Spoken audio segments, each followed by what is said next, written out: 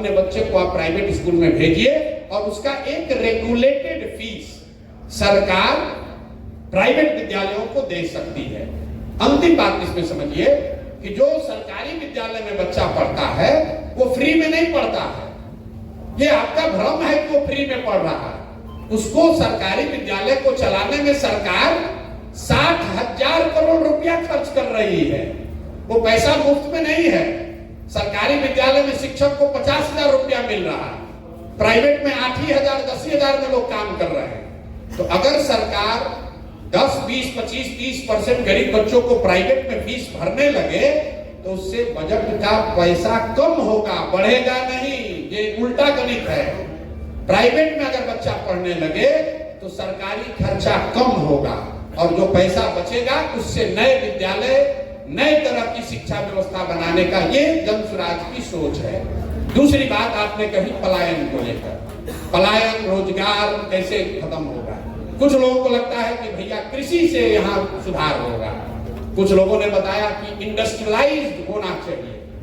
तो अगर आप पहले रोजगार को समझना चाहते हैं तो सबसे पहले समझिए कि रोजगार के सृजन के कितने अवसर हैं।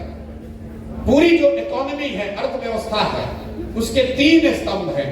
आप लोगों में कुछ लोग इकोनॉमिक्स को समझते होंगे। तो एक है एग्रीकल्चर, दूसरा है मैन्युफैक्चरिंग और तीसरा है सर्विस सेक्टर। खेती आप समझ रहे हैं, मैन्युफैक्चरिंग मतलब छोटा बड़ा सब उद्योग, और सर्विस सेक्टर मतलब जो डॉक्टर साहब कर रहे हैं, जो होटल में आप आके बैठे हैं, गाड़ी चल रही है, ये सब सर्विस सेक्टर है। तो पूरी इकोनॉमी को अगर आप समझिएगा तो कृषि और मैन्युफैक्चरिंग दोनों को मिलाकर इकोनॉमी 35% होता है। सिर्फ 35% ही अर्थव्यवस्था कृषि और इंडस्ट्री से रिलेटेड है, 65% सर्विस सेक्टर है। तो कई बार जब आपको लगता है कि सरकारी नौकरी से हमारा कल्याण होगा तो आंकड़ा याद रखिए, पिछले 78 साल में बिहार में कुल 23.25 लाख लोगों को सरकारी नौकरी मिली है। मतलब आज अगर आप चपरासी से लेकर मुख्य सचिव तक सबकी सूची बनाइएगा तो सिर्फ 23.25 लाख लोगों को ही बिहार में आज सरकारी नौकरी है। मतलब 2% से कम लोग। पूरे देश में सिर्फ 3% लोग सरकारी नौकरी करते हैं। इसका मतलब यह है कि किसी भी हालत में सरकारी नौकरी वो जरिया नहीं है जिससे कि पूरे समाज को रोजगार दिया जा सके। दूसरा, अगर इसमें आप प्राइवेट सेक्टर, फैक्ट्री, छोटी बड़ी जोड़ दीजिएगा तो भी 30% से ज्यादा लोगों को उससे नौकरी नहीं मिल सकती है। तो जिन देशों में लोगों को 100% रोजगार मिला, उन्होंने क्या किया? उन्होंने अपने समाज में लोगों को पढ़ाया और पढ़ाने के बाद उनके हाथ में पूंजी मुहैया कराया ताकि हर व्यक्ति कुछ न कुछ रोजी रोजगार कर सके। तो बिहार में पलायन, गरीबी का सबसे महत्वपूर्ण पहलू है पूंजी का न होना। लोगों के पास पूंजी नहीं है। क्यों नहीं है? वो इसलिए कि पूंजी के आधारभूत 2 स्रोत हैं। एक, जो पैसा आप कमाते हैं, कमाने के बाद खर्च के बाद जो बच गया वो आपकी पूंजी हुई। और दूसरा पूंजी का स्रोत है बैंक, जिसको आप बोरोड कैपिटल कहते हैं, पैसा कर्ज लेते हैं। मान लीजिए कि आप 1 लाख रुपया कमाए, 80,000 रुपया आपका खर्च हुआ, 20,000 रुपया आपका बचा, आपको गाड़ी खरीदनी है तो 20,000 रुपया आपका कैपिटल है और आप बैंक से 2 लाख रुपया लोन लेकर गाड़ी खरीदते हैं। तो बिहार में ये दोनों स्रोत बंद है। यहां पर प्रति व्यक्ति आय, बिहार में प्रति व्यक्ति आय करीब करीब है 34,000 रुपया सालाना। इसका मतलब है कि यहां पर 100 में 80% लोग दिन में 100 रुपया भी नहीं कमाते हैं। इसको ध्यान रखिए, बिहार में रहने वाला 100 में 80 आदमी दिन में 100 रुपया भी नहीं कमाता। कोई ज्ञानी आदमी खड़ा होकर कहेगा कि 300 रुपया तो मजदूरी है, 100 रुपया कैसे नहीं कमाएगा?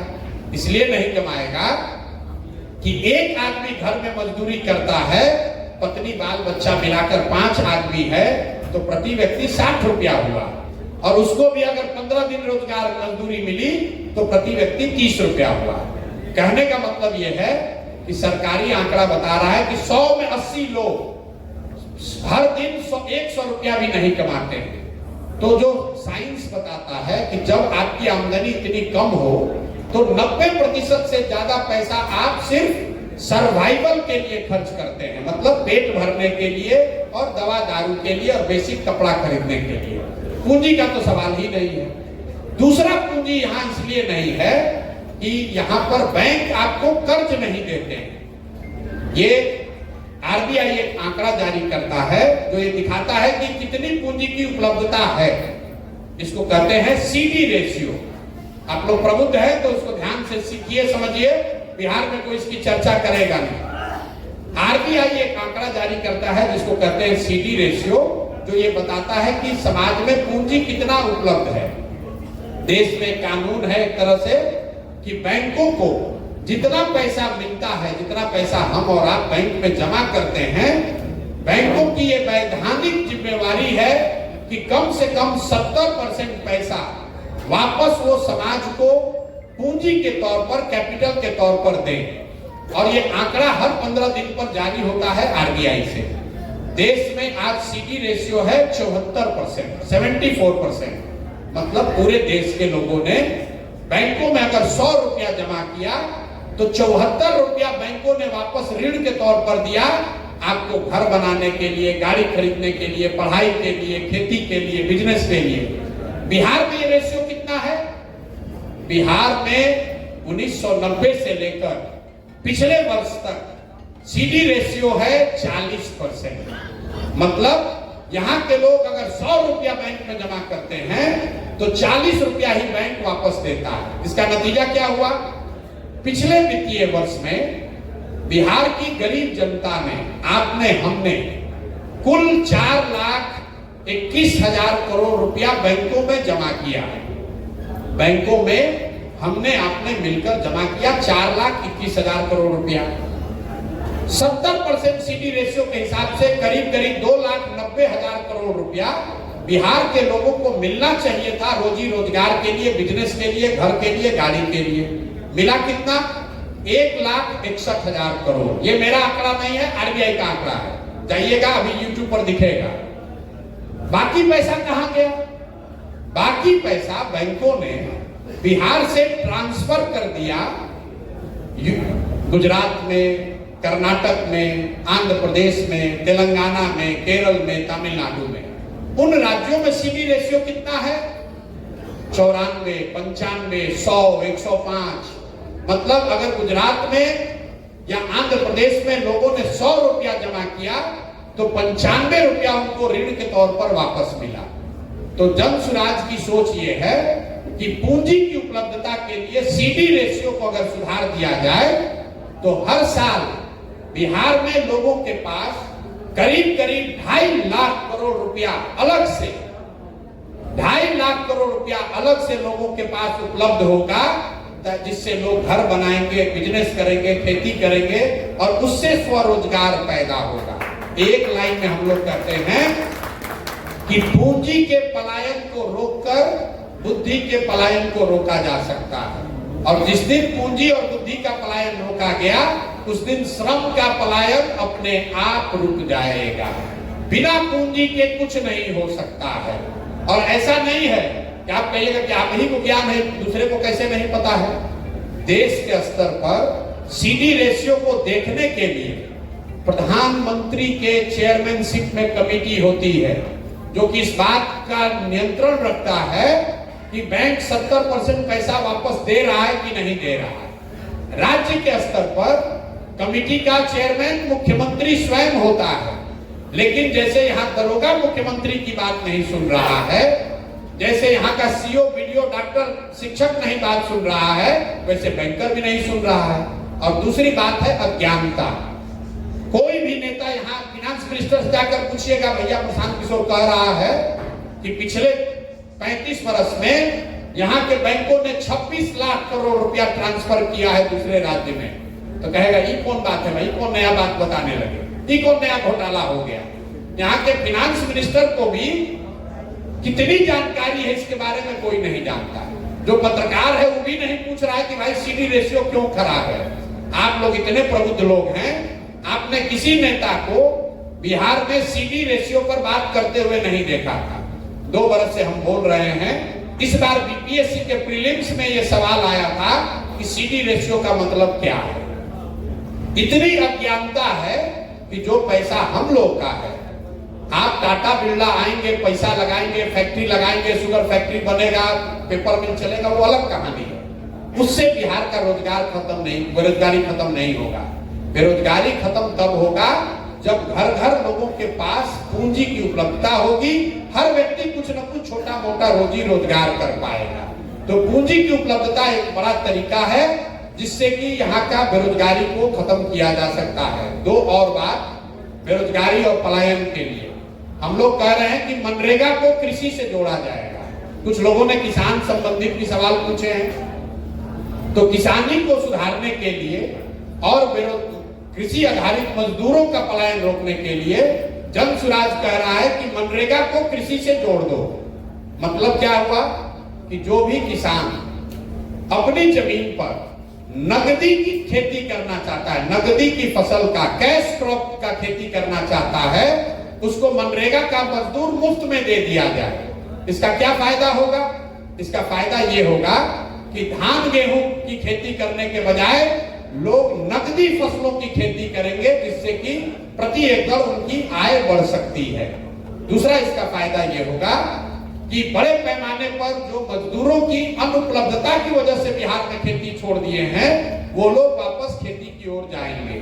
तीसरा सबसे बड़ा फायदा ये है कि जो किसान, जो मजदूर पंजाब और हरियाणा के खेतों में जाकर काम कर रहे हैं, वो बिहार के खेतों में काम कर पाएंगे। और चौथा बड़ा फायदा ये होगा कि मनरेगा का जो पैसा हम लोग दिल्ली में सरेंडर कर रहे हैं, पिछले साल बिहार सरकार ने मनरेगा का सिर्फ 40% पैसा यूटिलाइज किया। 10,000 करोड़ रुपया दिल्ली से मिल सकता था, तो 4,000 करोड़ रुपया आया, क्योंकि उसको खपाने का कोई जगह ही नहीं है। तो वो पूरा पैसा यहाँ इस्तेमाल होगा, मनरेगा की चोरी रुकेगी और कृषि आधारित मजदूर पंजाब हरियाणा में जाकर खेती में काम करने के बजाय बिहार के खेतों में काम करेंगे और उससे खेती की प्रोडक्टिविटी को सुधारने में मौका मिलेगा।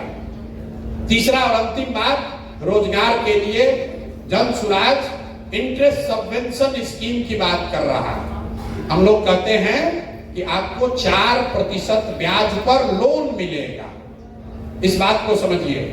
योजना गरीबी हटाओ योजना नहीं चलाना है, क्योंकि पूरे दुनिया की स्टडी ये कहती है कि जब सरकारी योजना से आपको पैसा मिलता है, उससे आपकी तरक्की नहीं होती है। लेकिन अब जब आप कर्ज लेकर काम करते हैं तो अकाउंटेबिलिटी रहती है, आपकी तरक्की उसमें होती है। तो इसलिए हम लोग कह रहे हैं कि तीसरा लीवर ये है यहाँ बेरोजगारी खत्म करने का, कि सरकारी गारंटी पर महिलाओं को कम से कम 1 लाख रुपया ऋण के तौर पर दिया जाए बैंक से, जिसका 4% सालाना ब्याज महिलाएं या लोन लेने वाला दे और 6% ब्याज का राशि सरकार भरे। इससे क्या होगा? सिर्फ 6,000, मान लीजिए 1 लाख करोड़ रुपया का लोन लिया गया परिवार में बांटने के लिए, तो सरकार पर खर्चा सिर्फ आएगा 6,000 करोड़ रुपया, जो उस ऋण का ब्याज होगा। तो 6,000 करोड़ रुपया अगर बजट में खर्च किया जाए तो 1 लाख करोड़ रुपया से का इस्तेमाल लोगों के हाथ में आ जाएगा। तो ये 3 बातें हम लोग कह रहे हैं। सीडी रेशियो सुधार कर कम से कम 2 से 2.5 लाख करोड़ रुपया एक्स्ट्रा इन्वेस्ट कराया जाए। दूसरा, मनरेगा को खेती से जोड़ा जाए। और तीसरा, हर वो परिवार जो छोटा मोटा रोजी रोजगार करना चाहता है, उसको 4% सालाना ब्याज पर कर्ज मुहैया कराया जाए, ताकि हर युवा, हर लड़का, हर महिला कुछ न कुछ रोजी रोजगार कर सके। तो शिक्षा और रोजगार को लेकर ये जन सुराज की सोच है। और दुनिया में जितने भी लोगों को मैं जानता हूं जो डेवलपमेंटल इकोनॉमिस्ट हैं, जो इन विषयों को समझते हैं, उनमें से कई लोग जो बिहार के हैं, आप जानते हैं रघुराम राजन बहुत बड़े इकोनॉमिस्ट हैं। आपको नहीं मालूम है कि उनसे भी बड़े इकोनॉमिस्ट का नाम प्राची मिश्रा है, जो बिहार की लड़की है, उनसे ज्यादा बड़ी इकोनॉमिस्ट है। ऐसे बहुत सारे लोगों को इकट्ठा करके, बात करके, चर्चा करके ये योजनाएं बनाई गई हैं। और हर आदमी का मानना है कि कि निश्चित तौर पर बिहार में इस चीज को सुधारा जा सकता है, लेकिन ये सब तब होगा जब बिहार की जनता जगेगी, जब तक उसके लिए वोट करेगी। वरना सब बात होने के बाद जाकर कहेगा मोदी जी का भाषण सुना कि अयोध्या में रामलला का मंदिर बन गया है, अब जाके वोट दबा देगा, तो फिर वही भोगेगा। हम लोग का अपना काम। और अंतिम बात समझिए, प्रयास आप करें या हम करें, प्रयास आज हो या 10 वर्ष के बाद हो, करना तो किसी न किसी बिहार के व्यक्ति को ही पड़ेगा। कोई तमिलनाडु का आदमी आकर समस्तीपुर और मुजफ्फरपुर नहीं सुधारेगा, प्रयास किसी न किसी बिहार के आदमी को करना पड़ेगा। इसलिए हम ये प्रयास कर रहे हैं। मुझे ऐसा लगता है कि इस मिट्टी का कर्ज है, इसको वापस करना है। हमारे अपने दादा मजदूर थे, बैलगाड़ी चलाते थे, उनके 7-8 बच्चे थे, इतना भी पैसा नहीं था कि सबको पढ़ाया जाए। सबने आपस में तय करके एक हमारे पिताजी को चुना कि सब लोग मजदूरी करेगा, घर का एक लड़का पढ़ेगा, तो हमारे पिताजी पढ़ लिख कर डॉक्टर बने। हमारे माँ बाप ने हमको पढ़ाया है, सरस्वती की कृपा है, तब यहाँ पर पहुंचे हैं। शिक्षा ही वो जरिया है जिससे बिहार के बच्चों का भविष्य बदला जा सकता है। फैक्ट्री लगाने से नहीं होगा। जब तक हम लोग अपने बच्चों को पढ़ाएंगे नहीं, तब तक बिहार का समुचित विकास नहीं हो सकता है। और लालू नीतीश का सबसे बड़ा गुनाह ये है कि इन्होंने पूरे बिहार से शिक्षा के प्रति चेतना को खत्म कर दिया है। लोग शिक्षित ही नहीं होना चाहते। आदमी सोचता है कि पढ़ लिख कर भी क्या होगा, नौकरी नहीं मिलेगा। जब तक हम लोग शिक्षा के लिए नहीं जागृत होंगे, तब तक सुधार नहीं होगा। और आपसे एक अंतिम, मैं बार बार कह रहा हूं अंतिम बात है, ये अंतिम बात है। आप लोग कुछ पढ़े लिखे लोग हैं, आप समझ रहे हैं कि भैया ये तो बिहार का गरीब का हाल ये है, हम तो ठीक हैं।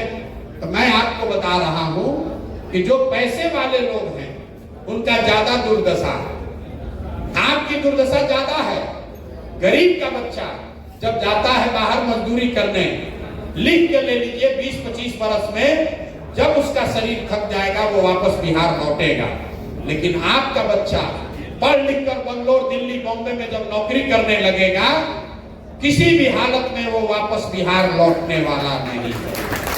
अब जो रात दिन एक करके आप पैसा बना रहे हैं, होटल घर बना रहे हैं, बिजनेस, वो आपके बच्चों के हाथ नहीं लगेगा। कम से कम हम अपने अनुभव के आधार पर कह सकते हैं, हमारे बाबूजी ने बहुत बड़ा बड़ा बिल्डिंग और अस्पताल सब बनाया था।